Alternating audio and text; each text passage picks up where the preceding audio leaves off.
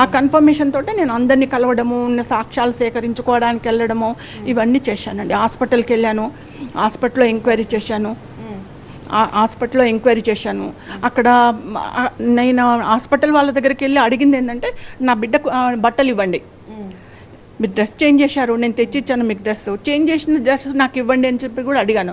అడిగితే లేదు మేము కాల్ చేశామంటారు. అక్కడే తెలిసిపోతుంది మెడికో లీగల్ కింద ఉన్న ఏ ఒక్క చిన్న వస్తువును కూడా వాళ్ళు ప్రిజర్వ్ చేయాలి. హాస్పిటల్ వాళ్ళు ప్రిజర్వ్ చేయకుండా ప్రత్యూష రింగ్ ఉంది, ప్రత్యూష చైన్ ఉంది అని చెప్పించారు, ప్రత్యూష చెప్పులనేమో మంచి కవర్లో పెట్టి దాచిపెట్టారు, ప్రత్యూష డ్రెస్ని మాత్రం తగలబెట్టామంటారు. అంటే సాక్ష్యం లేకుండా చేయడం అక్కడ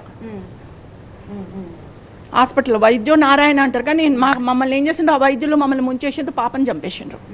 అది జరిగింది అక్కడ. అంటే ప్రతి సాక్ష్యాన్ని తీసేసిండ్రు.